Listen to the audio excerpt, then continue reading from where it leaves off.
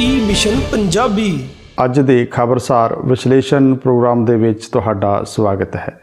ਪੰਜਾਬ ਜਿਸ ਨੂੰ 5 ਦਰਿਆਵਾਂ ਦੀ ਧਰਤੀ ਵਜੋਂ ਵੀ ਸੱਦਿਆ ਜਾਂਦਾ ਹੈ ਤੇ ਇਸ ਸੂਬੇ ਦੀ ਧਰਤੀ ਜਰਖੇਜ਼ ਹੈ, ਦਰਿਆਈ ਪਾਣੀਆਂ ਨਾਲ ਓਤ-ਪੋਤ ਹੈ, ਉਪਜਾਊ ਹੈ ਤੇ ਅਜਿਹੇ ਲਿਹਾਜ਼ ਤੋਂ ਫਿਰ ਅਜਿਹੇ ਸੂਬੇ ਦੀ ਕਹਿ ਲਈਏ ਕਿ ਪੰਜਾਬ ਦੀ ਸਿਫਤ ਸਲਾਹ ਨਾ ਹੋਵੇ, ਅਜਿਹਾ ਹੋ ਨਹੀਂ ਸਕਦਾ। परंतु पंजाब नाल जो होया है वो आश्चर्य होया है।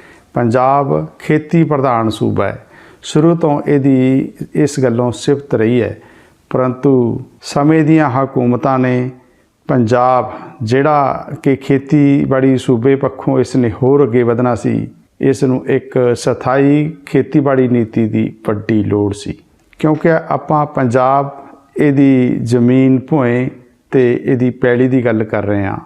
पंजाब कोल इस वेले जे कह लीए कि अर्थ व्यवस्था पक्षों इको एक वड्डी शै है, चीज़ है कि इस कोल जरखेज भूए है ते जरखेज भूए लई कोई एक स्थाई नीति होनी एक अहम सी, जिहड़ी कि हुकूमतां वल्लों हुण तक भी पक्के पैरी नहीं घड़ी जा सकी। कह लीए कि पंजाब नूं हुण तक भी खेतीबाड़ी की स्थाई नीति नहीं मिल सकी, लिहाजा खेती प्रधान सूबा अज पछड़ रहा है। होर सूबे खेतीबाड़ी पक्षों अगे वधन लगे हैं, जदों कि पंजाब कह लीए कि पंजाबी किसान ने देश के होर किसानां नूं खेतीबाड़ी करन दे वल ढंग दसे हैं ते अज पंजाब दा किसान खुद खेती दे वल ढंगां तो पछड़ रहा है। सरकारां ने किसान दी उस कदर नहीं बांह फड़ी।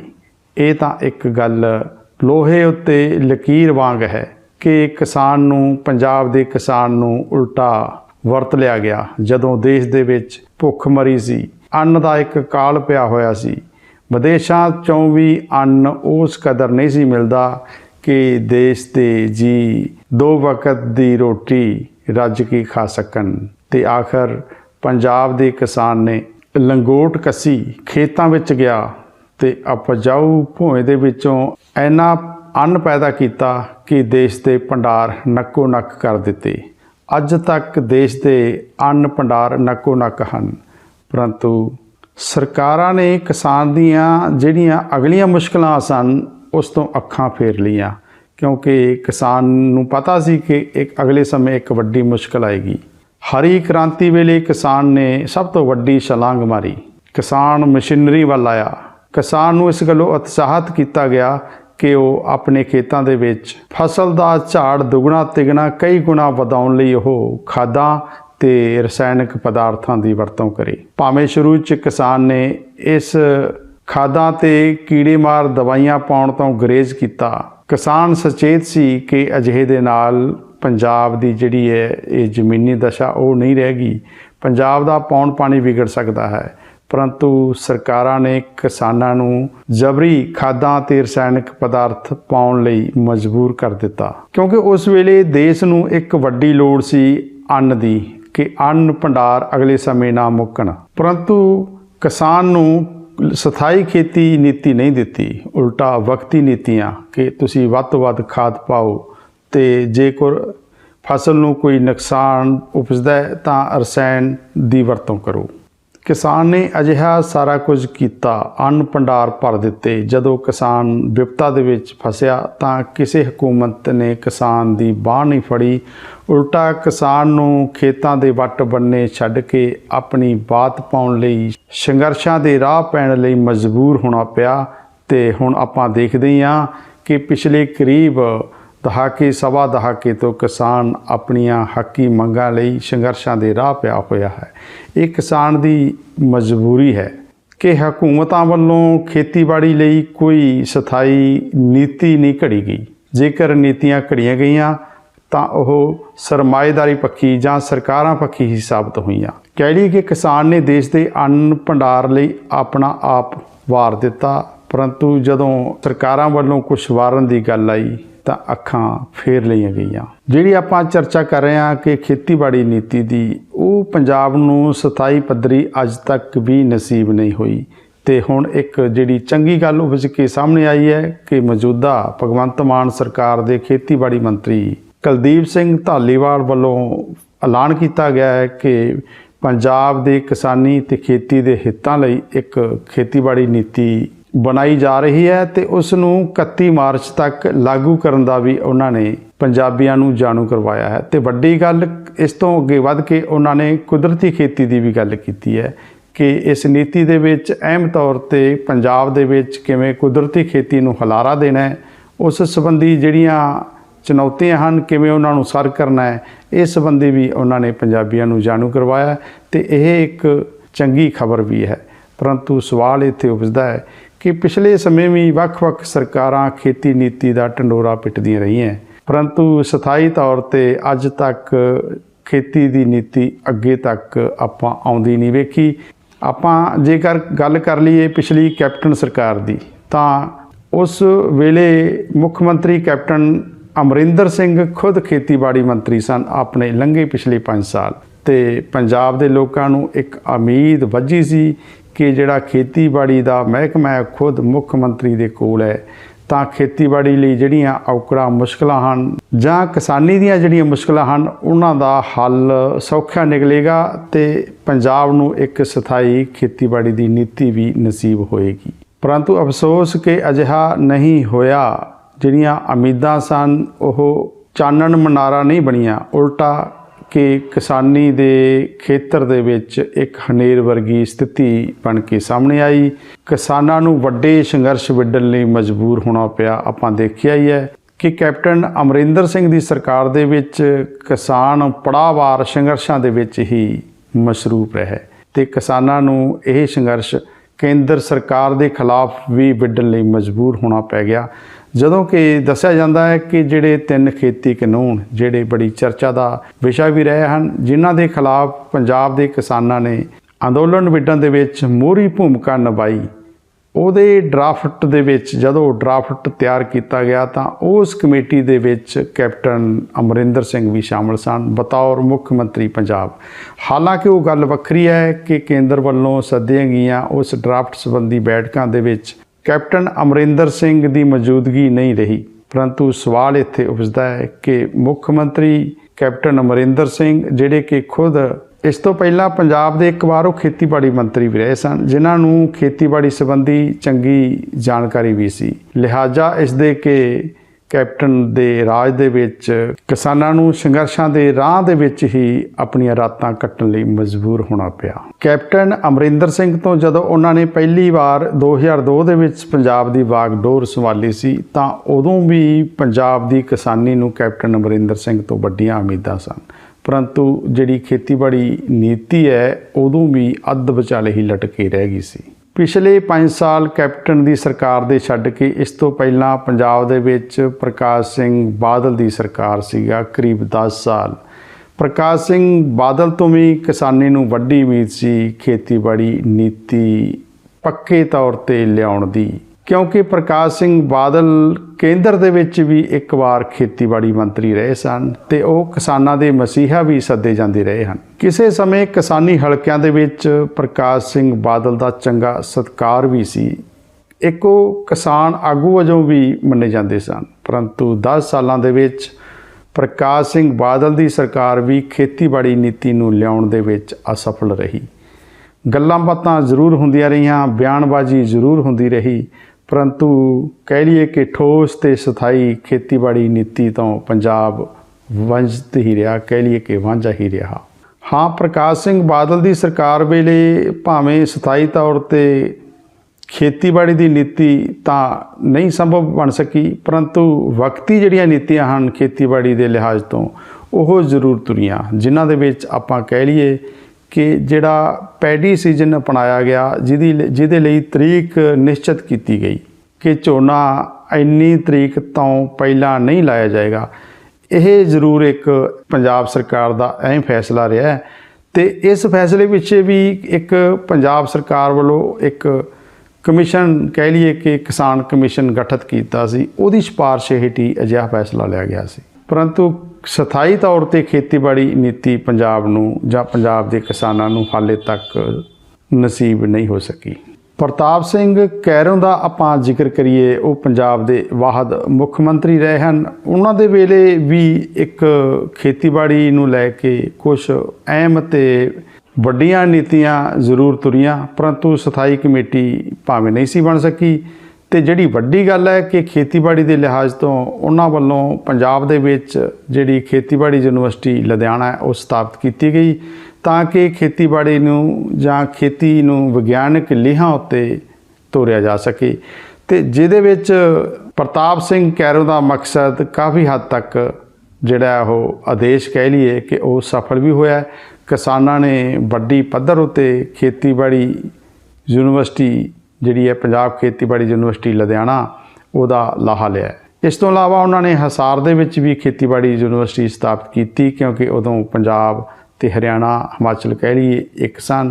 ਉਹ ਗੱਲ ਵੱਖਰੀ ਹੈ ਕਿ ਪ੍ਰਤਾਪ ਸਿੰਘ ਕੈਰੋਂ ਦੇ ਦੌਰ ਦੀ ਜਿਹੜੀ ਆਪਾਂ ਗੱਲ ਕੀਤੀ ਹੈ, ਉਸ ਵੇਲੇ ਪੰਜਾਬ ਦੀ ਵੰਡ ਹੋਈ, ਉਹ ਵੀ ਇੱਕ ਪੰਜਾਬ ਦਾ ਵੱਖਰਾ ਦਰਦ ਹੀ ਹੈ। ਤੇ ਆਪਾਂ ਜਿਹੜੀ ਗੱਲ ਕਰ ਰਹੇ ਹਾਂ ਖੇਤੀਬਾੜੀ ਨੀਤੀਆਂ ਦੀ, ਤੇ ਹੁਣ ਆਪਾਂ ਗੱਲ ਕਰ ਰਹੇ ਹਾਂ ਖੇਤੀਬਾੜੀ ਨੀਤੀਆਂ ਦੀ, ਖੇਤੀਬਾੜੀ ਨੀਤੀ ਦੀ, ਕਿਉਂਕਿ ਹੁਣ ਪੰਜਾਬ ਦੇ ਖੇਤੀਬਾੜੀ ਤੇ ਕਿਸਾਨ ਭਲਾਈ ਮੰਤਰੀ ਕੁਲਦੀਪ ਸਿੰਘ ਧਾਲੀਵਾਲ ਹੋਰਾਂ ਨੇ ਐਲਾਨ ਕੀਤਾ ਕਿ 31 ਮਾਰਚ ਤੱਕ ਪੰਜਾਬ ਨੂੰ ਨਵੀਂ ਖੇਤੀਬਾੜੀ ਨੀਤੀ ਮਿਲ ਜਾਏਗੀ। ਅਸੀਂ ਉਮੀਦ ਕਰਦੇ ਹਾਂ ਕਿ ਜਿਹੜੀ ਇਹ ਨਵੀਂ ਖੇਤੀ ਨੀਤੀ ਹੈ ਉਹ ਵਕਤੀ ਨਾ ਹੋਵੇ, ਉਹ ਸਥਾਈ ਹੋਵੇ, ਕਿਉਂਕਿ ਪਿਛਲੇ ਸਮੇਂ ਪੰਜਾਬ ਨੂੰ ਜਾਂ ਪੰਜਾਬ ਦੇ ਕਿਸਾਨਾਂ ਨੂੰ, ਪੰਜਾਬ ਦੀ ਭੂਮੀ ਨੂੰ, ਪੰਜਾਬ ਦੀ ਜ਼ਮੀਨ ਨੂੰ ਜਿਹੜੀਆਂ ਨੀਤੀਆਂ ਮਿਲੀਆਂ ਨੇ ਉਹ ਵਕਤੀ ਲਿਹਾਜ਼ ਵਾਲੀਆਂ ਹੀ ਮਿਲਦੀਆਂ ਰਹੀਆਂ ਨੇ, ਜਿਸ ਦੀ ਵਜ੍ਹਾ ਅੱਜ ਪੰਜਾਬ ਦਾ ਇਹ ਹਾਲ ਹੋਇਆ। ਜਦੋਂ ਕਿ ਲੋੜ ਹੈ ਕਿ ਪੰਜਾਬ ਨੂੰ ਇੱਕ ਵਕਤੀ ਸਥਾਈ ਪੱਧਰੀ ਖੇਤੀਬਾੜੀ ਨੀਤੀ ਨਸੀਬ ਹੋਏ, ਹੁਣ ਵੇਖਣਾ ਹੋਵੇਗਾ। ਤੇ ਜੇਕਰ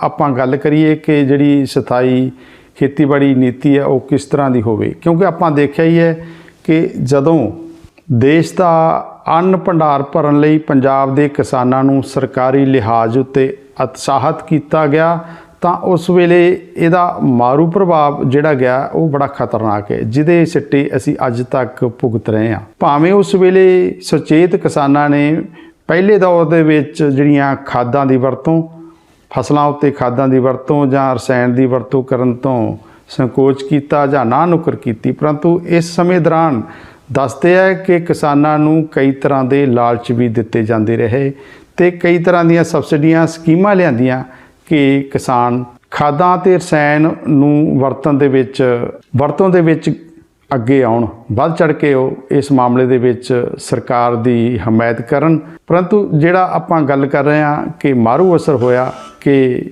ਪੰਜਾਬ ਦੀ ਜਿਹੜੀ ਹੈ ਭੂਮੀ ਜ਼ਮੀਨ, ਜਿਹੜੀ ਉਹਦੀ ਸ਼ਕਤੀ ਹੈ, ਉਪਜਾਊ ਸ਼ਕਤੀ ਉਹ ਨਸ਼ਟ ਹੋ ਗਈ। ਕਹਿਣ ਦਾ ਭਾਵ ਕਿ ਜਿਹੜੀ ਹੈ ਜ਼ਮੀਨ ਸਾਡੀ ਪੰਜਾਬ ਦੀ ਉਹ ਅਮਲੀ ਹੋ ਗਈ, ਉਸ ਨੂੰ ਖਾਦ ਇੱਕ ਅਮਲ ਵਜੋਂ ਲੱਗ ਗਿਆ, ਰਸਾਇਣ ਪਦਾਰਥ ਇੱਕ ਅਮਲ ਵਜੋਂ ਲੱਗ ਗਏ। ਤੇ ਇਸ ਮਗਰੋਂ ਕਿਸਾਨ ਦੀ ਮਜਬੂਰੀ ਬਣ ਗਈ ਕਿ ਜੇਕਰ ਉਹ ਖਾਦ ਜਾਂ ਰਸਾਇਣ ਫਸਲ ਨੂੰ ਨਹੀਂ ਪਾਉਂਦਾ ਤਾਂ ਫਸਲ ਦਾ ਝਾੜ ਘਟਦਾ ਸੀ ਜਾਂ ਫਸਲ ਦਾ ਜਿਹੜਾ ਪਸਾਰਾ ਉਹ ਰੁਕ ਜਾਂਦਾ ਸੀ। ਲਿਹਾਜ਼ਾ ਜ਼ਮੀਨ ਇੱਕ ਅਮਲੀ ਰੁੱਖ ਅਖਤਿਆਰ ਕਰ ਗਈ।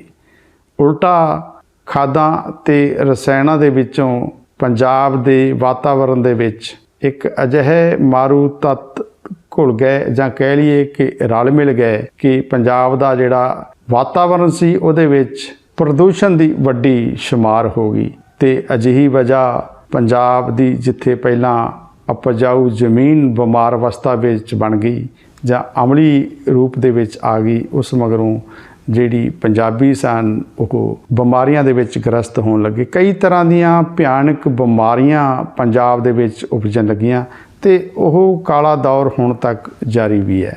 ਇੱਕ ਵੇਲਾ ਆਇਆ ਕਿ ਪੰਜਾਬ ਦੇ ਕਿਸਾਨਾਂ ਨੂੰ ਕਹਿ ਲਈਏ ਕਿ ਆਪਾਂ ਖੇਤੀਬਾੜੀ ਦੀ ਵਕਤੀ ਨੀਤੀ ਹੇਠ ਥੋੜ੍ਹੇ ਸਮੇਂ ਦੀ ਜਿਹੜੀ ਨੀਤੀ ਸੀ, ਪੰਜਾਬ ਦੇ ਕਿਸਾਨਾਂ ਨੂੰ ਵੱਧ ਤੋਂ ਵੱਧ ਟਿਊਬਵੈੱਲਾਂ ਉੱਤੇ ਬਿਜਲੀ ਦੀਆਂ ਮੋਟਰਾਂ ਲਗਵਾਉਣ ਲਈ ਤਿਆਰ ਕੀਤਾ ਗਿਆ। ਰਿਆਇਤੀ ਦਰਾਂ ਉੱਤੇ ਕਿਸਾਨਾਂ ਨੂੰ ਬਿਜਲੀ ਦੇ ਕਨੈਕਸ਼ਨ ਦਿੱਤੇ ਗਏ ਤਾਂ ਕਿ ਉਹ ਇੰਜਣ ਜਿਹੜੇ ਉਸ ਸਮੇਂ ਖੂਹਾਂ ਮਗਰੋਂ ਇੰਜਣਾਂ ਦਾ ਦੌਰ ਸੀ, ਇੰਜਣਾਂ ਨੂੰ ਛੱਡ ਕੇ ਉਹ ਮੋਟਰਾਂ, ਬਿਜਲੀ ਮੋਟਰਾਂ ਦੀ ਵਰਤੋਂ ਕਰਨ। ਅਜਿਹੇ ਦੇ ਵਿੱਚ ਪੰਜਾਬ ਦੇ ਕਿਸਾਨਾਂ ਨੇ ਵੱਡੇ ਪੱਧਰ ਉੱਤੇ ਜਿਹੜੇ ਆਪਣੇ ਟਿਊਬਵੈੱਲ ਸਨ ਉਹਨਾਂ ਉੱਤੇ ਬਿਜਲੀ ਦੀਆਂ ਮੋਟਰਾਂ ਫਿੱਟ ਕਰ ਦਿੱਤੀਆਂ। ਇੰਜਣਾਂ ਦਾ ਯੁੱਗ ਖਤਮ ਹੋ ਗਿਆ, ਹਾਲਾਂਕਿ ਇਸ ਤੋਂ ਪਹਿਲਾਂ ਖੂਹਾਂ ਦਾ ਵੀ ਯੁੱਗ ਸੀਗਾ ਜਿਹੜਾ ਉਹ ਪਿਛਲੇ ਬੀਤੇ ਵੇਲੇ ਖਤਮ ਹੋ ਚੁੱਕਾ ਸੀ। ਪਰੰਤੂ ਜਦੋਂ ਇੰਜਨਾਂ ਤੋਂ ਕਿਸਾਨਾਂ ਨੂੰ ਬਿਜਲੀ ਦੀਆਂ ਮੋਟਰਾਂ ਦੀ ਸਹੂਲਤ ਪ੍ਰਦਾਨ ਕੀਤੀ ਗਈ, ਉਸ ਵੇਲੇ ਸਰਕਾਰ ਨੂੰ ਵੱਡੀ ਲੋੜ ਸੀ ਕਿ ਪੰਜਾਬ ਦੇ ਕਿਸਾਨਾਂ ਨੂੰ ਫਸਲੀ ਵਿਭਿੰਨਤਾ ਵੱਲ ਮੋੜਿਆ ਜਾਂਦਾ। ਹੋਇਆ ਉਲਟ ਕਿ ਪੰਜਾਬ ਦਾ ਕਿਸਾਨ ਝੋਨੇ ਦੇ ਵਿੱਚ ਇੰਨਾ ਪ੍ਰਵਿਰਤ ਹੋ ਗਿਆ ਕਿ ਅੱਜ ਤੱਕ ਪੰਜਾਬ ਦਾ ਕਿਸਾਨ ਝੋਨੇ ਤੋਂ ਪਿਛਾਂਹ ਮੁੜਨ ਨੂੰ, ਫੈਸਲਾ ਲੈਣ ਤੋਂ ਸੰਕੋਚ ਕਰ ਰਿਹਾ ਹੈ। ਕਿਉਂਕਿ ਜਿਸ ਵੇਲੇ ਪੰਜਾਬ ਦੇ ਕਿਸਾਨਾਂ ਨੂੰ ਖੇਤੀਬਾੜੀ ਲਈ ਮੋਟਰਾਂ, ਬਿਜਲੀ ਮੋਟਰਾਂ ਦੀ ਸਹੂਲਤ ਦਿੱਤੀ ਗਈ, ਉਸ ਵੇਲੇ ਵੱਡੀ ਲੋੜ ਸੀ ਕਿ ਜਿਹੜਾ ਪੰਜਾਬ ਦਾ ਨਹਿਰੀ ਸਿੰਚਾਈ ਸਿਸਟਮ ਹੈ ਉਹ ਪੁਖਤਾ ਕੀਤਾ ਜਾਂਦਾ। ਪੰਜਾਬ ਕੋਲ ਆਪਣਾ ਪਾਣੀ ਸੀ, ਇਹ ਦਰਿਆਈ ਧਰਤੀ ਸੀ, ਦਰਿਆਈ ਧਰਤੀ ਵੱਜਦੀ ਸੀ। ਦਰਿਆਈ ਧਰਤੀ ਹੋਣ ਦੀ ਵਜ੍ਹਾ ਪੰਜਾਬ ਦੀ ਭੂਮੀ ਜ਼ਰਖੇਜ਼ ਸੀ, ਇਹ ਵੀ ਪੰਜਾਬ ਦੀ ਸਿਫਤ ਸਲਾਹ ਸੀ। ਪਰੰਤੂ ਦਰਿਆਈ ਪਾਣੀ ਵਰਤਣ ਦੀ ਬਜਾਏ ਬਿਜਲੀ ਦੀਆਂ ਮੋਟਰਾਂ ਵਰਤਣ ਲਈ ਕਿਸਾਨਾਂ ਨੂੰ ਕਹਿ ਦਿੱਤਾ ਗਿਆ, ਜਦੋਂ ਕਿ ਲੋੜ ਇਹੀ ਸੀ ਕਿ ਪੰਜਾਬ ਦੇ ਕਿਸਾਨਾਂ ਨੂੰ ਨਹਿਰੀ ਜਿਹੜਾ ਪਾਣੀ ਹੈ ਉਹ ਦਿੱਤਾ ਜਾਂਦਾ। ਹਾਲਾਂਕਿ ਉਸ ਮਗਰੋਂ ਕਿਹੜਾ ਦੌਰ ਸ਼ੁਰੂ ਹੁੰਦਾ ਹੈ, ਜਿਹੜੇ ਕਿਸਾਨ ਪਹਿਲਾਂ ਆਪਣੀ ਫਸਲ ਲਈ ਦਰਿਆਈ ਜਾਂ ਨਹਿਰੀ ਪਾਣੀ ਦੀ ਵਰਤੋਂ ਕਰਦੇ ਸਨ, ਉਹਨਾਂ ਨੇ ਉਹ ਪਾਣੀ ਰੋਕ ਲੈ ਤੇ ਬਦਲ ਵਜੋਂ ਖੇਤੀ ਮੋਟਰਾਂ ਦਾ ਪਾਣੀ ਅਪਣਾ ਲਿਆ। ਜਿਹੜੇ ਆਪਣੇ ਸਾਧਨ ਸਨ, ਵਡਮੁੱਲੇ ਸਾਧਨ ਪਾਣੀ, ਜਲ, ਨੀਰ, ਅਸੀਂ ਉਸ ਨੂੰ ਤਲਾਂਜਲੀ ਦੇ ਦਿੱਤੀ। ਤੇ ਅੱਜ ਜਿਹੜਾ ਹਾਲ ਹੈ ਕਿ ਅਸੀਂ 30-35% ਤੱਕ ਹੀ ਜਿਹੜਾ ਪਾਣੀ ਵਰਤ ਰਹੇ ਹਾਂ, ਬਾਕੀ ਅਸੀਂ ਮੋਟਰਾਂ ਦੇ ਜ਼ਰੀਏ ਹੀ ਫਸਲ ਪਾਲ ਰਹੇ ਹਾਂ, ਜਦੋਂ ਕਿ ਪੰਜਾਬ ਦਾ ਜਿਹੜਾ ਪਾਣੀ ਹੈ ਉਹ ਹੋਰ ਰਾਜਾਂ ਵੱਲ ਜਾ ਰਿਹਾ ਹੈ। ਅਜਿਹਾ ਤਾਂ ਹੀ ਹੋਇਆ ਕਿ ਅਸੀਂ ਖੁਦ ਪਾਣੀ ਨੂੰ ਵਰਤਣ ਲਈ ਕੋਈ ਠੋਸ ਖੇਤੀ ਨੀਤੀ ਨਹੀਂ ਬਣਾ ਸਕੇ। ਇਸ ਮਗਰੋਂ ਕਈ ਅਰਸੇ ਪੰਜਾਬ ਦੇ ਕਿਸਾਨਾਂ ਨੇ ਬਿਜਲੀ ਦੇ ਵੱਡੇ ਭਾਅ ਦੇ ਖੇਤੀਬਾੜੀ ਟਿਊਬਵੈੱਲਾਂ ਦੇ ਬਿੱਲ ਵੀ ਅਦਾ ਕੀਤੇ। ਕਿਸਾਨੀ ਖਰਚੇ ਵਧੇ, ਹਾਲਾਤ ਅਟੁਕਵੇਂ ਬਣਦੇ ਗਏ ਤੇ ਪੰਜਾਬ ਦਾ ਕਿਸਾਨ ਇੱਕ ਵੇਲਾ ਆਇਆ ਕਿ ਖੁਦਕਸ਼ੀਆਂ ਦੇ ਰਾਹ ਵੱਲ ਵੱਧ ਗਿਆ, ਭਾਵੇਂ ਉਹ ਦੌਰ ਹਾਲੇ ਜਾਰੀ ਹੈ। ਤੇ ਆਪਾਂ ਗੱਲ ਕਰ ਰਹੇ ਹਾਂ ਨਵੀਂ ਖੇਤੀਬਾੜੀ ਨੀਤੀ, ਜਿਹੜੀ ਕਿ ਪੰਜਾਬ ਦੀ ਹੁਣ ਮਾਨ ਸਰਕਾਰ ਗਠਿਤ ਕਰ ਰਹੀ ਹੈ। ਉਹਦੇ ਵਿੱਚ ਜਿਹੜੀਆਂ ਖੇਤੀਬਾੜੀ ਜਾਂ ਕਹਿ ਲਈਏ ਕਿ ਕਿਸਾਨੀ ਲਿਹਾਜ਼ ਤੋਂ ਖੁਦਕਸ਼ੀਆਂ ਦਾ ਦੌਰ ਹੈ, ਉਸ ਨੂੰ ਕਿਵੇਂ ਠੱਲਿਆ ਜਾਏਗਾ, ਇਹ ਵੀ ਇੱਕ ਵੱਡੇ ਵਿਚਾਰ ਜਾਂ ਸੋਚਣ ਵਾਲੀ ਗੱਲ ਹੈ। ਪਰੰਤੂ ਖੇਤੀਬਾੜੀ ਮੰਤਰੀ ਧਾਲੀਵਾਲ ਤੋਂ ਪੰਜਾਬ ਦੇ ਕਿਸਾਨਾਂ ਨੂੰ ਵੱਡੀਆਂ ਉਮੀਦਾਂ ਹਨ, ਕਿਉਂਕਿ ਧਾਲੀਵਾਲ ਜਿੱਥੇ ਖੁਦ ਦਰਮਿਆਨੇ ਕਿਸਾਨ ਹਨ, ਉੱਥੇ ਉਹ ਖੁਦ ਖੇਤੀਬਾੜੀ ਨਾਲ ਵੀ ਜੁੜੇ ਹੋਏ ਹਨ। ਲਿਹਾਜ਼ਾ ਜਿਹੜਾ ਉਹਨਾਂ ਦਾ ਇੱਕ ਖੇਤੀਬਾੜੀ ਨੂੰ ਲੈ ਕੇ ਤਜਰਬਾ ਹੈ, ਉਸ ਦਾ ਪੰਜਾਬ ਦਾ ਕਿਸਾਨ ਲਾਹਾ ਲੈਣਾ ਚਾਹੁੰਦਾ ਹੈ। ਆਪਾਂ ਇੰਜਨਾਂ ਦੇ ਦੌਰ ਮਗਰੋਂ ਮੋਟਰਾਂ ਦਾ ਦੌਰ, ਖੇਤੀ ਮੋਟਰਾਂ ਦਾ ਦੌਰ ਸ਼ੁਰੂ ਕਰਨ ਦੀ ਜਿਹੜੀ ਗੱਲ ਕੀਤੀ ਹੈ, ਕਿਸਾਨ ਮਾਹਰਾਂ ਤੇ ਚਿੰਤਕਾਂ ਦਾ ਕਹਿਣਾ ਹੈ ਕਿ ਉਸ ਵੇਲੇ ਇੱਕ ਇਹ ਵੀ ਵੱਡੀ ਲੋੜ ਸੀ ਕਿ ਪੰਜਾਬ ਦੇ ਕਿਸਾਨਾਂ ਨੂੰ ਫਸਲੀ ਵਿਭਿੰਨਤਾ ਵੱਲ ਤੋਰਿਆ ਜਾਂਦਾ। ਜਿੱਥੇ ਨਹਿਰੀ ਪਾਣੀ ਦੀ ਆਮਦ ਪਰਪੱਕ ਤੌਰ 'ਤੇ ਬਣਾਈ ਜਾਂਦੀ, ਉੱਥੇ ਪੰਜਾਬ ਦੇ ਕਿਸਾਨਾਂ ਨੂੰ ਵੱਖ-ਵੱਖ ਫਸਲਾਂ, ਹਾਲਾਂਕਿ ਉਸ ਵੇਲੇ ਤੱਕ ਪੰਜਾਬ ਦਾ ਕਿਸਾਨ ਝੋਨੇ ਤੇ ਕਣਕ ਤੋਂ ਇਲਾਵਾ ਕਈ ਤਰ੍ਹਾਂ ਦੀਆਂ ਹੋਰ ਫਸਲਾਂ ਦੀ ਕਾਸ਼ਤ ਕਰਦਾ ਸੀ। ਪਰੰਤੂ ਜਦੋਂ ਪੰਜਾਬ ਦੇ ਕਿਸਾਨਾਂ ਨੂੰ ਟਿਊਬਵੈੱਲਾਂ ਉੱਤੇ ਬਿਜਲੀ ਦੇ ਕਨੈਕਸ਼ਨ ਧੜਾ-ਧੜ ਦਿੱਤੇ ਗਏ, ਤਾਂ ਪੰਜਾਬ ਦਾ ਕਿਸਾਨ ਵੀ ਫਿਰ ਧੜਾ-ਧੜ ਦੋ ਫਸਲਾਂ ਤੱਕ ਹੀ ਸੀਮਿਤ ਹੋ ਗਿਆ, ਝੋਨਾ ਤੇ ਕਣਕ। ਝੋਨੇ ਨੂੰ ਪਾਲਣ ਪੋਸ਼ਣ ਤੇ ਸੰਭਾਲ ਦੇ ਵਿੱਚੋਂ ਹੀ ਅਸੀਂ ਪੰਜਾਬ ਦੇ ਵਿੱਚ ਇੱਕ ਪ੍ਰਦੂਸ਼ਣ ਨੂੰ ਸੱਦਾ ਦਿੱਤਾ ਹੋਇਆ ਹੈ। ਤੇ ਜੇਕਰ ਸਰਕਾਰਾਂ ਉਸ ਵੇਲੇ ਕਿਸਾਨੀ ਨੂੰ ਫਸਲੀ ਵਿਭਿੰਨਤਾ ਜਾਂ ਵੱਖ-ਵੱਖ ਤਰ੍ਹਾਂ ਦੀ ਫਸਲਾਂ ਦੀ ਕਾਸ਼ਤ ਵੱਲ ਉਤਸ਼ਾਹਿਤ ਕਰਦੀਆਂ, ਕੁਝ ਅਜਿਹੀਆਂ ਸਕੀਮਾਂ ਲਿਆਉਂਦੀਆਂ ਜਾਂ ਖੇਤੀਬਾੜੀ ਸੰਬੰਧੀ ਕੋਈ ਠੋਸ ਨੀਤੀ ਪੰਜਾਬੀਆਂ ਦੇ ਕੋਲ ਹੁੰਦੀ, ਤਾਂ ਸ਼ਾਇਦ ਪੰਜਾਬੀਆਂ ਨੂੰ ਪ੍ਰਦੂਸ਼ਣ ਦੇ ਵੀ ਆਦਿਨ ਵੇਖਣੇ ਨਾ ਪੈਂਦੇ। ਖੈਰ, ਹੁਣ ਉਮੀਦ ਜਗੀ ਹੈ ਕਿ ਨਵੀਂ ਖੇਤੀਬਾੜੀ ਨੀਤੀ ਹੈ, ਸ਼ਾਇਦ ਉਹਦੇ ਵਿੱਚ ਜਿਹੜਾ ਪ੍ਰਦੂਸ਼ਣ ਦਾ ਮਾਮਲਾ ਹੈ ਉਸ ਉੱਤੇ ਵੀ ਠੱਲ ਪਵੇਗੀ। ਸਰਕਾਰ ਸਥਾਈ ਤੌਰ 'ਤੇ ਇਹ ਕੋਈ ਫੈਸਲਾ ਲਵੇਗੀ ਕਿ ਪ੍ਰਦੂਸ਼ਣ ਦੀ ਮਾਰ ਤੋਂ ਪੰਜਾਬ ਦੇ ਕਿਸਾਨਾਂ ਨੂੰ ਜਾਂ ਪੰਜਾਬ ਨੂੰ ਕਿਵੇਂ ਬਚਾਉਣਾ ਹੈ। ਤੇ ਜਿਹੜੀ ਇੱਕ ਵੱਡੀ ਗੱਲ ਉੱਠ ਰਹੀ ਹੈ ਜਾਂ ਉੱਭਰ ਰਹੀ ਹੈ ਕਿ ਆਮ ਤੌਰ 'ਤੇ ਵੇਖਿਆ ਜਾਂਦਾ ਹੈ ਕਿ ਪਿਛਲੇ ਕੁਝ ਸਮੇਂ ਤੋਂ ਪੰਜਾਬ ਦਾ ਕਿਸਾਨ ਆਪਣੇ ਹੱਕਾਂ ਲਈ, ਕਹਿ ਲਈਏ ਕਿ ਆਪਣੀਆਂ ਮੰਗਾਂ ਲਈ, ਸਮੱਸਿਆਵਾਂ ਲਈ ਇਸ ਵੇਲੇ ਰੋਸ ਧਰਨਿਆਂ ਦੇ ਵਿੱਚ ਸ਼ੁਮਾਰ ਹੈ।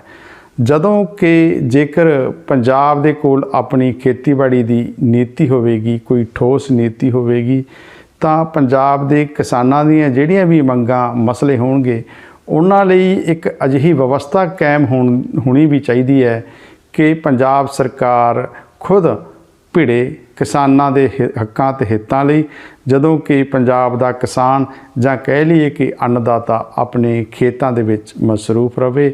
ਹੁਣ ਇੱਥੇ ਵੇਖਣ ਵਾਲੀ ਵੱਡੀ ਗੱਲ ਇਹ ਵੀ ਹੈ ਕਿ ਪੰਜਾਬ ਸਰਕਾਰ ਪ੍ਰਤੀ ਵੀ ਕਈ ਮਸਲੇ ਅਜਿਹੇ ਹਨ ਜਿਹੜੇ ਸੂਬਾ ਸਰਕਾਰ ਨੇ ਹੱਲ ਕਰਨੇ ਹਨ, ਤੇ ਖੇਤੀਬਾੜੀ ਨੀਤੀ ਗਠਿਤ ਹੋਣ ਤੋਂ ਪਹਿਲਾਂ ਜੇਕਰ ਇਹ ਸੰਭਵ ਬਣ ਜਾਏ ਕਿ ਜਿਹੜੇ ਪੰਜਾਬ ਦੇ ਮਸਲੇ ਹਨ, ਪੰਜਾਬ ਨਾਲ ਸੰਬੰਧਿਤ ਕਿਸਾਨੀ ਦੇ, ਉਹ ਹੱਲ ਹੋ ਜਾਣ, ਤਾਂ ਹੀ ਜਿਹੜੀ ਅਗਲੀ ਹੈ ਖੇਤੀ ਨੀਤੀ ਉਹ ਚੰਗੇ ਢੰਗ ਨਾਲ ਲਾਗੂ ਹੋਈ ਪ੍ਰਤੀਤ ਹੋਏਗੀ। ਲਿਹਾਜ਼ਾ ਖੇਤੀਬਾੜੀ ਤੇ ਕਿਸਾਨ ਭਲਾਈ ਮੰਤਰੀ ਕੁਲਦੀਪ ਸਿੰਘ ਧਾਲੀਵਾਲ ਪਾਸੋਂ ਆਪਾਂ ਸੁਣਦੇ ਹਾਂ ਕਿ ਪੰਜਾਬ ਸਰਕਾਰ ਜਿਹੜੀ ਖੇਤੀ ਨੀਤੀ ਲਿਆ ਰਹੀ ਹੈ ਉਹ ਕਿਸ ਤਰਜ਼ ਦੀ ਹੋਵੇਗੀ। ਆਓ ਆਪਾਂ ਜਾਣੀਏ। ठीक है, मैं खेतीबाड़ी मंत्री हाँ, पर मैं खेतीबाड़ी मंत्री तो बिना 5 किले वाला एक किसान भी हाँ तो खेती करदा और अपने हत्थी करदा। मैनू 2-3 चीज़ां जिहड़ियां बहुत रड़कदियां, कुछ चीज़ां बहुत पहला होणियां चाहीदियां सीगी। ਜਦੋਂ ਅੱਜ ਆਪਣੀ ਗੱਡੀ ਚਰਾਏ ਦੇ ਵਿੱਚ ਖੜੀ ਆ, ਖੇਤੀਬਾੜੀ ਵਾਲੀ ਗੱਡੀ ਉਸ ਸਮੇਂ ਵੀ ਇਦਾਂ ਦੇ ਸਿਆਣੇ ਲੋਕ ਜਿੱਦਾਂ ਦੇ ਅੱਜ ਬੈਠੇ ਸਿਰ ਜੋੜ ਕੇ ਸੋਚਦੇ ਕਿ ਪੰਜਾਬ ਦੀ ਖੇਤੀਬਾੜੀ ਨੂੰ ਕਿਹੜੀ ਲੀਹ ਤੇ ਲੈ ਕੇ ਜਾਵੇ। ਜਿਹੜੇ ਸੂਬੇ ਦਾ ਮੇਨ ਕਿੱਤਾ ਹੀ ਖੇਤੀ ਹੈ, ਉਹ ਸੂਬੇ ਦੀ ਕੋਈ ਖੇਤੀਬਾੜੀ ਪਾਲਿਸੀ ਹੈ ਨਹੀਂ। ਪੰਜਾਬ ਦੀ ਖੇਤੀਬਾੜੀ ਜਿਹੜੀ ਕਿੱਦਾਂ ਕਾਇਮ ਕਰਨੀ ਹੈ, ਕਿੱਦਾਂ ਮੰਡੀਕਰਨ ਹੋਣਾ ਚਾਹੀਦਾ, ਪਾਣੀ ਦੀ ਸਥਿਤੀ ਆ, ਇਹ ਸਭ ਚੀਜ਼ਾਂ ਵਾਤਾਵਰਣ ਦੇ ਅਨੁਸਾਰ, ਪੰਜਾਬ ਦੀ ਭੂਗੋਲਿਕ ਸਥਿਤੀ ਦੇ ਅਨੁਸਾਰ, ਪੰਜਾਬ ਦੇ ਪਾਣੀ ਦੇ ਅਨੁਸਾਰ, ਫਸਲਾਂ ਦੀਆਂ ਕਿਸਮਾਂ, ਪਸ਼ੂਆਂ ਦੀਆਂ ਕਿਸਮਾਂ, ਬਾਗਾਂ ਦੀਆਂ ਕਿਸਮਾਂ। ਉਹਦੇ ਵੀ ਸਾਡੇ ਲਈ ਸ਼ਰਮ ਵਾਲੀ ਗੱਲ ਹੈ ਕਿ ਕਣਕ ਅਸੀਂ ਪੈਦਾ ਕਰਦੇ, ਆਟਾ ਅਸੀਂ ਮੱਧ ਪ੍ਰਦੇਸ਼ ਦਾ ਖਾਂਦੇ। ਇਹਦਾ ਮਤਲਬ ਕਿ ਆਪਣੇ ਹੱਥੀਂ ਜ਼ਹਿਰ ਪਾ ਕੇ ਜ਼ਹਿਰੀਲੀ ਚੀਜ਼ ਪੈਦਾ ਕਰ ਰਹੇ। ਜੇ ਆਪਾਂ ਯਾਰ ਖਾਦਾਂ ਤੋਂ ਦਵਾਈਆਂ ਤੋਂ ਆਪਣੀ ਜਾਨ ਚਲੋ, ਖੇਤੀਬਾੜੀ ਪਾਲਿਸੀ ਤਾਂ ਬਣਾਵਾਂਗੇ, ਪਰ ਨਾਲ ਜਿਹੜੀ ਕੁਦਰਤੀ ਖੇਤੀ ਹੈ ਇਹਦੀ ਇੱਕ ਪਾਲਿਸੀ ਵੱਖਰੀ ਹੋਊਗੀ। ਡਾਕਟਰ ਸਾਹਿਬ, ਖੈਰ ਤੁਸੀਂ ਸਿੱਧੇ ਤੌਰ ਤੇ ਸੁਣ ਲਿਆ ਹੈ ਕਿ ਪੰਜਾਬ ਸਰਕਾਰ ਅਗਲੇ ਸਮੇਂ ਉਹਨਾਂ ਨੇ ਫਿਕਸ ਤਰੀਕ ਕੀਤੀ ਹੈ 31 ਮਾਰਚ ਤੱਕ 2023 ਤੱਕ ਜਿਹੜੀ ਨਵੀਂ ਖੇਤੀਬਾੜੀ ਨੀਤੀ ਹੈ ਉਹ ਲਿਆ ਰਹੀ ਹੈ। ਉਮੀਦ ਕਰਦੇ ਹਾਂ ਕਿ ਸਰਕਾਰ ਇਸ ਨੀਤੀ ਨੂੰ ਠੋਸ ਰੂਪ ਦੇ ਵਿੱਚ ਲੈ ਕੇ ਆਵੇ ਤੇ ਲੌਂਗ ਟਰਮ ਦੀ ਹੋਵੇ, ਉਹਦੀ ਜਿਹੜੀ ਮਿਆਦ ਹੈ ਉਹ ਲੰਮੀ ਚੌੜੀ ਹੋਵੇ, ਉਹਦੇ ਦੇ ਸਰਹੱਦੇ ਜਿਹੜੇ ਹਨ ਉਹ ਦੂਰ ਅੰਦੇਸੀ, ਦੂਰ ਪ੍ਰਭਾਵੀ ਹੋਣ। ਖੈਰ ਖੇਤੀਬਾੜੀ ਨੂੰ ਪੰਜਾਬ ਦੇ ਵਿੱਚ ਖੇਤੀ ਨੂੰ ਉੱਤਮ ਦਰਜੇ ਵਜੋਂ ਮੰਨਿਆ ਗਿਆ ਕਿ ਉੱਤਮ ਖੇਤੀ, ਮੱਧਮ ਵਪਾਰ, ਨੀਚ ਨੌਕਰੀ, ਪਰੰਤੂ ਅਜੋਕੇ ਦੌਰ ਦੇ ਵਿੱਚ ਜਿਹੜੇ ਖੇਤੀਬਾੜੀ ਸੰਬੰਧੀ ਹਾਲਾਤ ਬਣੇ ਹੋਏ ਹਨ ਉਹਦੀ ਜਿਹੜੀ ਦਰਜਾਬੰਦੀ ਹੈ ਉਹ ਹੇਠਾਂ ਡਿੱਗੀ ਹੋਈ ਹੈ। ਕਹਿ ਲਈਏ ਕਿ ਜਿਹੜਾ ਉੱਤਮ ਦਰਜਾ ਸੀ ਉਹ ਇਸ ਵੇਲੇ ਕਾਫੀ ਪਛੜ ਚੁੱਕਾ ਹੈ ਜਾਂ ਪਛੜ ਰਿਹਾ ਹੈ। ਇਸ ਸੰਬੰਧੀ ਆਪਾਂ ਕਾਂਗਰਸ ਦੇ ਜਿਹੜੇ ਇਸ ਵੇਲੇ ਵਾਹਦ ਆਗੂ ਹਨ ਸੁਖਪਾਲ ਸਿੰਘ ਖਹਿਰਾ, ਜਿਹੜੇ ਕਿ ਪਿਛਲੀ ਵਾਰ ਵਿਧਾਨ ਸਭਾ ਦੇ ਵਿੱਚ ਵਿਰੋਧੀ ਧਿਰ ਦੇ ਆਗੂ ਵੀ ਰਹੇ ਸਨ ਤੇ ਹੁਣ ਇਸ ਵੇਲੇ ਉਹ ਜਿੱਥੇ ਵਿਧਾਇਕ ਹਨ ਉੱਥੇ ਨਾਲ ਹੀ ਕੁੱਲ ਹਿੰਦ ਕਾਂਗਰਸ ਦੀ ਕਿਸਾਨ ਵਿੰਗ ਇਕਾਈ ਹੈ, ਜਿਹੜੀ ਕਹਿ ਲਈਏ ਕਿ ਕਿਸਾਨ ਵਿੰਗ ਦੇ ਉਹ ਕੌਮੀ ਚੇਅਰਮੈਨ ਹਨ ਸੁਖਪਾਲ ਸਿੰਘ ਖਹਿਰਾ। ਉਹ ਕਿਵੇਂ ਦੱਸਦੇ ਆ ਕਿ ਜਿਹੜੀ ਉੱਤਮ ਖੇਤੀ ਹੈ ਇਹਨੂੰ ਕੇਂਦਰ ਦੀਆਂ ਜਿਹੜੀਆਂ ਮਾੜੀਆਂ ਨੀਤੀਆਂ ਹਨ ਉਹਦੀ ਬਦੌਲਤ ਇਹਦਾ ਅੱਜ ਦੀ ਤਰੀਕ ਦੇ ਵਿੱਚ ਇਹ ਹਸ਼ਰ ਹੈ ਕਿ ਜਿਹੜਾ ਇਹਦਾ ਉੱਤਮ ਦਰਜਾ ਸੀ ਉਹ ਹੇਠਾਂ ਧੜਮ ਡਿੱਗ ਚੁੱਕਾ ਹੈ। ਆਓ ਇਸ ਸੰਬੰਧੀ ਆਪਾਂ ਸੁਖਪਾਲ ਸਿੰਘ ਖਹਿਰਾ ਦੀ ਜਿਹੜੀ ਕੇਂਦਰ ਸਰਕਾਰਾਂ ਪ੍ਰਤੀ ਰਾਏ ਹੈ ਉਹ ਜਾਣਦੇ ਹਾਂ। ਉਹ ਕਹਾਵਤ ਹੁੰਦੀ ਸੀ ਪਹਿਲਾਂ ਕਿਸੇ ਵੇਲੇ, ਉੱਤਮ ਖੇਤੀ, ਮੱਧ ਵਪਾਰ, ਨਿਖਿੱਧ ਨੌਕਰੀ। ਸਭ ਤੋਂ ਵਧੀਆ ਐਗਰੀਕਲਚਰ ਸੀ, ਦੂਜੇ ਨੰਬਰ ਤੇ ਵਪਾਰ ਸੀ, ਤੀਜੇ ਨੰਬਰ ਤੇ ਨੌਕਰੀ ਸੀ। ਹੁਣ ਸਾਰਾ ਕੰਮ ਉਲਟਾ ਹੋ ਗਿਆ ਕਿਉਂਕਿ ਨੀਤੀਆਂ ਸਾਡੇ ਇਸ ਦੇਸ਼ ਵਿੱਚ ਕਿਸਾਨਾਂ ਦੇ ਹਮੇਸ਼ਾ ਉਲਟ ਬਣੀਆਂ ਨੇ। ਤਾਂ ਅੱਜ ਐਗਰੀਕਲਚਰ ਸਭ ਤੋਂ ਥੱਲੇ, ਹਾਲਾਂਕਿ ਸਭ ਤੋਂ ਕਲੀਨ ਪ੍ਰੋਫੈਸ਼ਨ ਹੈ, ਇਹਦੇ 'ਚ ਕੋਈ ਭ੍ਰਿਸ਼ਟਾਚਾਰ ਨਹੀਂ ਹੈ। ਬਾਕੀ ਸਭ ਕੋਈ ਟੈਕਸ ਚੋਰੀ ਕਰਦਾ ਵਾ, ਕੋਈ ਸਰਕਾਰੀ ਮੁਲਾਜ਼ਮ ਪੈਸੇ ਖਾਂਦਾ ਵਾ। ਬਹੁਤ ਕਿਸਾਨ ਤੇ ਖੇਤ ਮਜ਼ਦੂਰ ਆ ਜਿਹੜਾ ਖੂਨ ਪਸੀਨੇ ਦੀ ਕਮਾਈ ਕਰਕੇ ਆਪਣੇ 10-9 ਦੀ ਕਿਰਤ ਨਾਲ ਰੋਟੀ ਖਾਂਦਾ। ਸੋ ਚਲੋ ਦਿੱਲੀ ਆਪਾਂ ਹੁਣ ਜਾਣੇ ਕਿ ਕਿਵੇਂ ਖੇਤੀਬਾੜੀ ਕਦੇ ਉੱਤਮ ਦਰਜੇ ਵਜੋਂ ਰਹੀ ਹੈ, ਪਰੰਤੂ ਇੱਥੇ ਸਵਾਲ ਪੈਦਾ ਹੁੰਦਾ ਹੈ ਕਿ ਇਹ ਮਾਮਲਾ ਉਠਾ ਰਹੇ ਹਨ ਇੱਕ ਉੱਘੇ ਕਾਂਗਰਸੀ ਆਗੂ ਸੁਖਪਾਲ ਸਿੰਘ ਖਹਿਰਾ, ਜਦੋਂ ਕਿ ਦੇਸ਼ ਦੇ ਵਿੱਚ ਕਾਂਗਰਸ ਦਾ ਵੱਡੇ ਪੱਧਰ 'ਤੇ ਰਾਜ ਰਿਹਾ। ਕਹਿ ਲਈਏ ਕਿ 1947 ਤੋਂ ਹੁਣ ਤੱਕ ਵਧੇਰੇ ਕਰਕੇ ਕਾਂਗਰਸ ਹੀ ਦੇਸ਼ ਨੂੰ ਸੰਭਾਲਦੀ ਰਹੀ ਹੈ, ਰਾਜ ਭਾਗ ਹਟਾਉਂਦੀ ਰਹੀ ਹੈ। ਕਾਂਗਰਸ ਦੀ ਵੀ ਵੱਡੀ ਜ਼ਿੰਮੇਵਾਰੀ ਹੈ ਕਿ ਜਿਹੜੀ ਖੇਤੀਬਾੜੀ ਹੈ ਉਹਦਾ ਜਿਹੜਾ ਦਰਜਾ ਕਹਿ ਲਈਏ ਜਾਂ ਸੁਹੱਪਣ ਉਹ ਘਟ ਕੇ ਹੇਠਾਂ ਆ ਗਿਆ, ਉਹਦਾ ਗ੍ਰਾਫ ਡਿੱਗ ਗਿਆ ਹੈ। ਖੈਰ ਇੱਥੇ ਜਿਹੜਾ ਹੁਣ ਪੰਜਾਬ ਦੀ ਆਪਾਂ ਖੇਤੀਬਾੜੀ ਨੀਤੀ ਨੂੰ ਲੈ ਕੇ ਗੱਲ ਕਰ ਰਹੇ ਹਾਂ, ਉੱਥੇ ਇੱਕ ਵੱਡਾ ਸਵਾਲ ਇਹ ਵੀ ਉੱਠਦਾ ਹੈ ਕਿ ਕੇਂਦਰ ਦੇ ਸਹਿਯੋਗ ਬਿਨਾਂ ਕਿਸੇ ਵੀ ਰਾਜ ਦੀ ਜਿਹੜੀ ਹੈ ਕੋਈ ਵੀ ਨੀਤੀ ਉਹ ਉਸ ਪੱਧਰ ਅੱਗੇ ਨਹੀਂ ਵੱਧ ਸਕਦੀ ਜੇਕਰ ਕੇਂਦਰ ਦਾ ਪੁਖਤਾ ਸਹਿਯੋਗ ਨਾ ਹੋਵੇ, ਕਿਉਂਕਿ ਇਸ ਵੇਲੇ ਕੇਂਦਰ ਸਰਕਾਰ ਦੀ ਜਿਹੜੀ ਕਿਸਾਨਾਂ ਪ੍ਰਤੀ ਰਵੱਈਆ ਹੈ ਉਹ ਕਹਿ ਲਈਏ ਕਿ ਉਦਾਸੀਨਤਾ ਵਾਲਾ ਹੀ ਹੈ। ਕਿਉਂਕਿ ਪਿਛਲੇ ਸਮੇਂ ਆਪਾਂ ਦੇਖਿਆ ਹੀ ਹੈ ਕਿ ਕਿਸਾਨਾਂ ਨੂੰ ਕਾਲੇ ਖੇਤੀ ਕਾਨੂੰਨਾਂ ਨੂੰ ਵਾਪਸ ਪਰਤਾਉਣ ਲਈ ਇੱਕ ਵੱਡਾ ਸੰਘਰਸ਼ ਵਿੱਢਣ ਲਈ ਮਜਬੂਰ ਹੋਣਾ ਪੈ ਗਿਆ ਸੀ। ਤੇ ਹੁਣ ਆਪਾਂ ਜਿਹੜੀ ਪੰਜਾਬ ਸਰਕਾਰ, ਕਿਉਂਕਿ ਦਿੱਲੀ ਸੰਘਰਸ਼ ਦੇ ਵਿੱਚ ਹੀ ਪੰਜਾਬ ਦੇ ਕਿਸਾਨ ਮੋਹਰੀ ਰਹੇ ਸਨ, ਤੇ ਹੁਣ ਪੰਜਾਬ ਸਰਕਾਰ ਕਿਵੇਂ ਆਪਣੀ ਜਿਹੜੀ ਹੈ ਖੇਤੀਬਾੜੀ ਨੀਤੀ ਬਣਾ ਕੇ ਮੋਹਰੀ ਭੂਮਿਕਾ ਨਿਭਾ ਸਕਦੀ ਹੈ, ਇਹ ਵੇਖਣ ਵਾਲੀ ਗੱਲ ਹੋਵੇਗੀ। ਉਮੀਦ ਪ੍ਰਗਟਾਉਂਦੇ ਆ ਕਿ ਪੰਜਾਬ ਸਰਕਾਰ, ਜਿਵੇਂ ਕਿ ਖੇਤੀਬਾੜੀ ਮੰਤਰੀ ਕੁਲਦੀਪ ਸਿੰਘ ਧਾਲੀਵਾਲ ਦੀ ਇੱਛਾ ਸ਼ਕਤੀ ਹੈ, ਉਹ ਖੁਦ ਕਿਸਾਨ ਹਨ, ਤਾਂ ਵੱਡੀਆਂ ਉਮੀਦਾਂ ਵੀ ਹਨ ਕਿ ਜਿਹੜੀ ਹੈ ਪੰਜਾਬ ਦੇ ਕਿਸਾਨਾਂ ਨੂੰ, ਪੰਜਾਬ ਦੀ ਖੇਤੀ ਨੂੰ ਇੱਕ ਪੁਖਤਾ ਖੇਤੀਬਾੜੀ ਜਿਹੜੀ ਨੀਤੀ ਹੈ ਉਹ ਜ਼ਰੂਰ ਮਿਲੇਗੀ। ਲਿਹਾਜ਼ਾ ਜਿਹੜਾ ਖੇਤੀਬਾੜੀ ਦਾ ਦਰਜਾ ਹੈ, ਖੇਤੀ ਦਾ ਦਰਜਾ ਹੈ, ਉਹ ਮੁੜ ਉੱਤਮ ਦਰਜੇ ਵੱਲ ਵਧੇਗਾ। ਅੱਜ ਦੇ ਅਜਿਹੇ ਵਿਸ਼ਲੇਸ਼ਣ ਨਾਲ ਆਪਾਂ ਪ੍ਰੋਗਰਾਮ ਨੂੰ ਵਿਸ਼ਰਾਮ ਦਈਏ। ਧੰਨਵਾਦ। ਦੇਖਦੇ ਰਹੋ ਚੈਨਲ ਈ ਮਿਸ਼ਨ ਪੰਜਾਬੀ। ਈ ਮਿਸ਼ਨ ਪੰਜਾਬੀ।